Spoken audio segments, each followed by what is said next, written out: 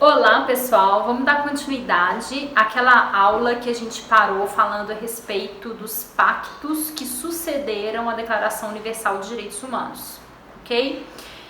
Vou recapitular o que a gente já começou a falar e vou encerrar esse assunto nessa aula de hoje. Bom, o nosso tema são os pactos de direitos civis e políticos e o pacto de direitos econômicos, sociais e culturais, ok? Então, a primeira informação importante para a gente é que esses pactos, eles sucederam à Declaração Universal de Direitos Humanos de 48, ok? A Declaração Universal de Direitos Humanos, a DUDH de 48, ela já versava sobre direitos civis e políticos e direitos econômicos, sociais e culturais, como inclusive a gente viu naquela aula com aquelas questões que eu respondi aqui para vocês. Porém, os pactos, eles vieram depois justamente para pormenorizar o conteúdo da DUDH. E importante também, então essa é a primeira informação, ok? Esses pactos, eles vieram para detalhar o conteúdo da Declaração Universal de Direitos Humanos de 48. Bom, nós já comentamos que a Comissão de Direitos Humanos da ONU, ela foi incumbida de 3 coisas. Lembram lá que a gente comentou?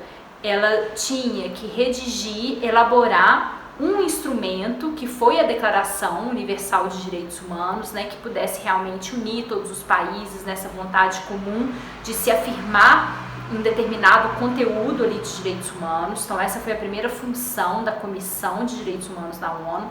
A gente comentou que a segunda incumbência que ela teve foi a de redigir instrumentos vinculantes. E é aí que entra a nossa aula de hoje.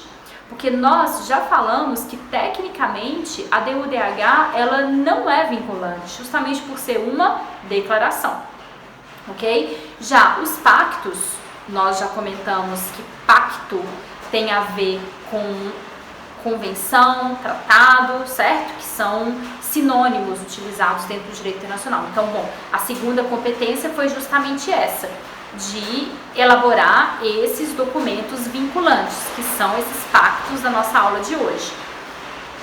E o terceiro o propósito da comissão, ela foi incumbida de instituir um mecanismo, um órgão que fosse capaz de receber denúncias de violações de direitos humanos, beleza?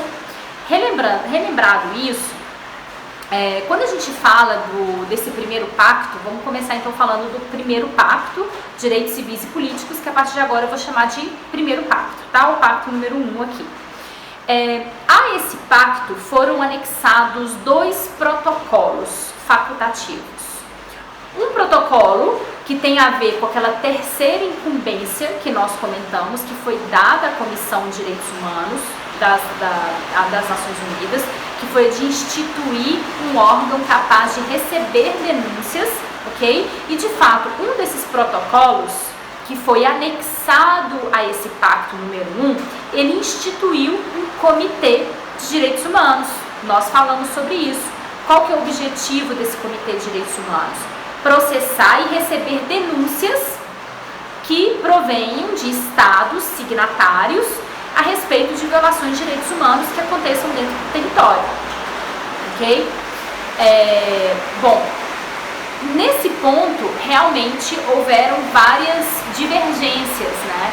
Se assinar a declaração, ratificar a declaração a DUDH foi simples entre os estados, ratificar esse protocolo facultativo não foi, ok?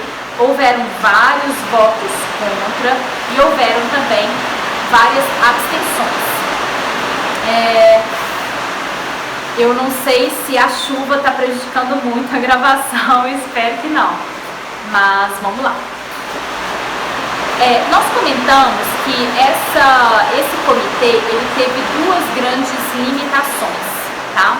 A primeira limitação foi o fato de que, para que esse comitê recebesse essas denúncias de violações, eles deveriam ter prestado uma declaração. O Estado ele tinha que declarar que aceitava que o comitê operasse dessa forma. Lembra que a gente comentou isso?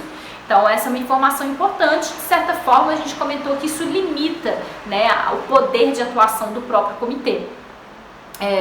E tem um outro aspecto também. Nós comentamos que esse comitê ele vai atuar apenas em relação aos direitos civis e políticos, porque é um protocolo, foi anexado esse protocolo facultativo deste pacto número 1, ok?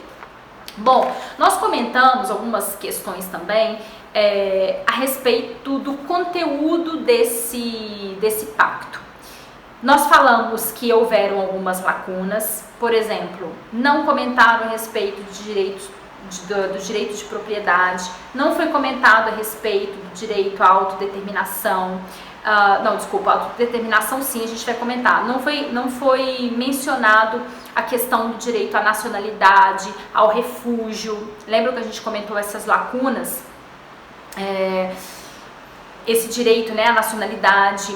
Bom, apesar destas lacunas, nós temos algumas questões interessantes aqui. Porque esse pacto ele vai ser inaugurado falando justamente sobre o direito à autodeterminação dos povos.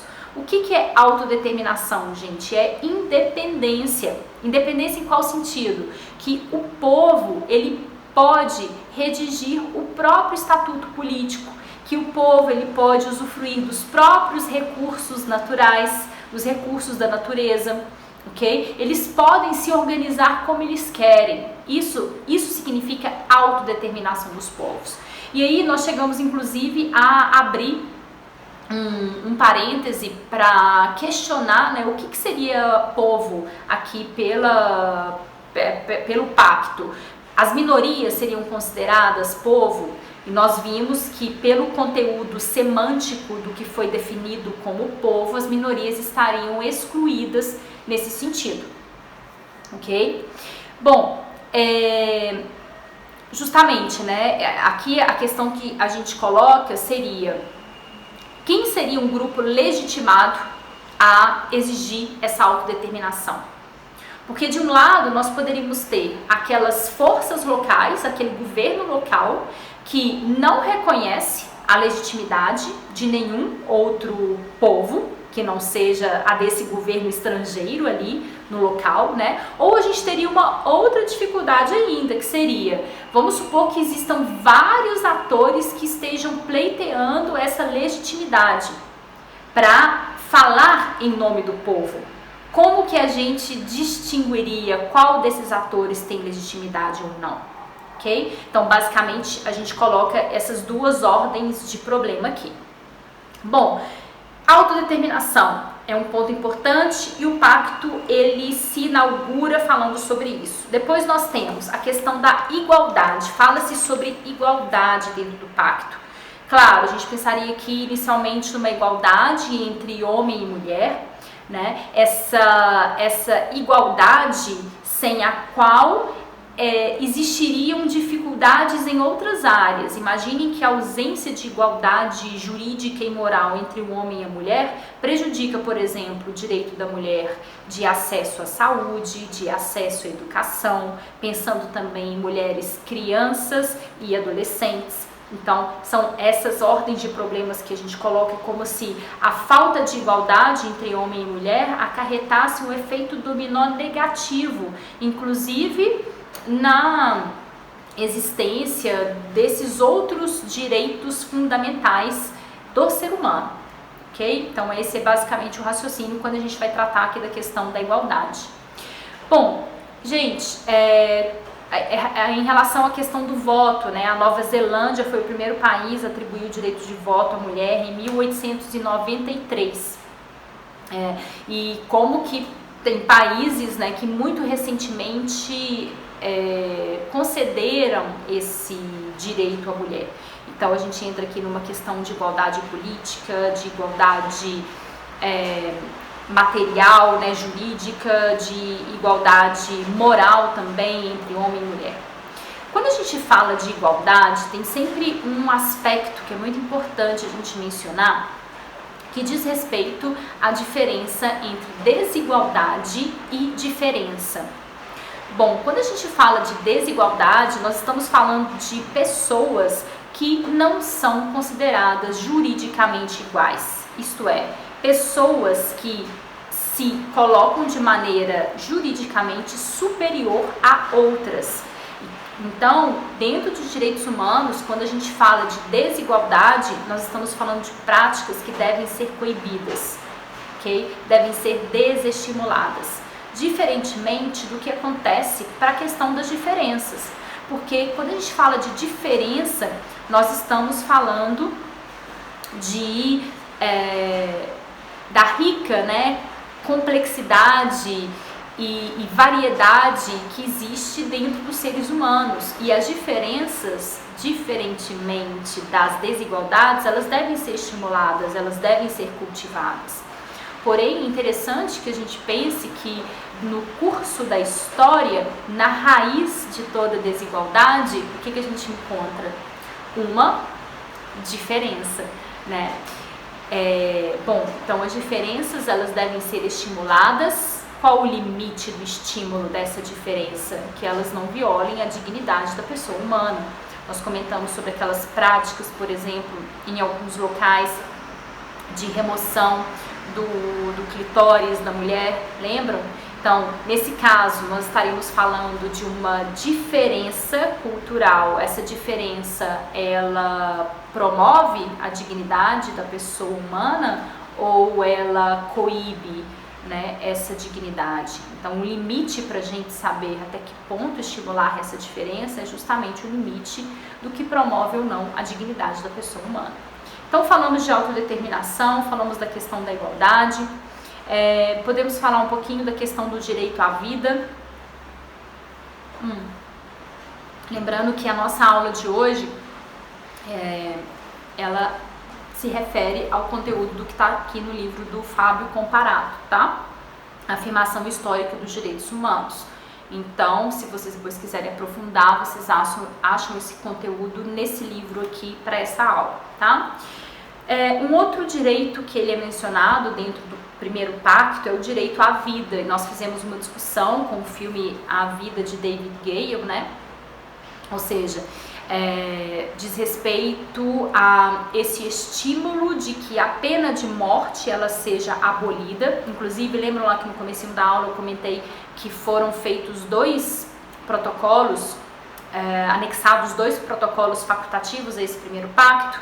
O primeiro protocolo é o que institui o Comitê de Direitos Humanos e o segundo protocolo foi justamente para estimular a abolição da pena de morte. Ele é de 89, tá?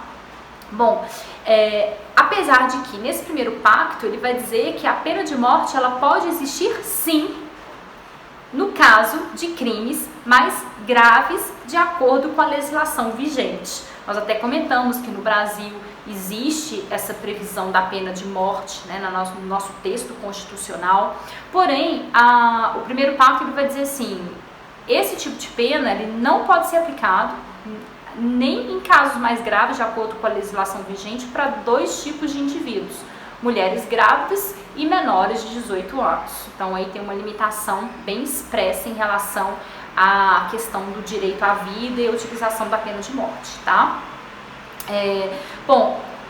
O pacto ele não vai falar sobre a questão nem do aborto nem da eutanásia, porém se a gente for ler o dispositivo do artigo que trata sobre o direito à vida, vai falar que a vida de ninguém pode ser tolhida, né, tirada de maneira arbitrária. Ele vai usar esse termo arbitrário.